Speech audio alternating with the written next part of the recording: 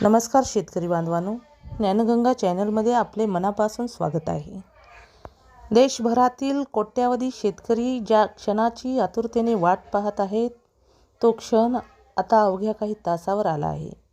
प्रधानमंत्री किसान सन्मान निधी योजनेचा 23वा हप्ता उद्या शनिवारी म्हणजेच 20 जून रोजी शेतकऱ्याच्या खात्यात जमा होणार आहे. 2,000 रुपये मिळणार असल्याने बळीराजा अगदी आनंदात आहे. मात्र आता हप्ता मिळायच्या आधीच केंद्र सरकारकडून शेतकऱ्यांना झटका देण्यात आला आहे. PM किसान योजनेतून 2 लाख शेतकऱ्याची नावे गायब झाल्याची बातमी समोर येते. PM किसान योजनेच्या नियमानुसार पात्रता निकष पूर्ण न करणाऱ्या लाभार्थ्याची नावे यादीतून कमी केली जात आहेत.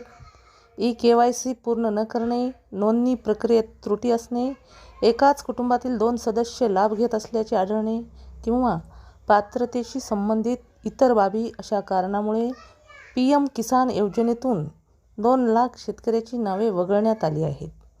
त्यामुळे या शेतकऱ्यांना 23वा हप्ता मिळणार नाही. दरम्यान पंतप्रधान नरेंद्र मोदी यांच्या हस्ते पश्चिम बंगालमधील तारकेश्वर येथून 23व्या हप्त्याचे वितरण होणार आहे.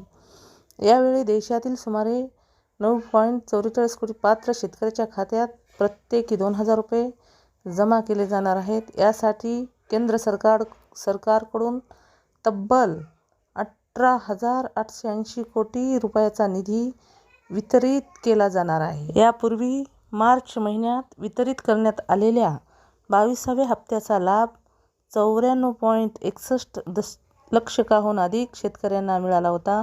मात्र यावेळी अधिकृत आकडेवारीनुसार लाभार्थ्यांची संख्या सुमारे 2 लाखांनी कमी झाली आहे. त्यामुळे अनेक शेतकऱ्यांमध्ये चिंतेचं वातावरण आहे.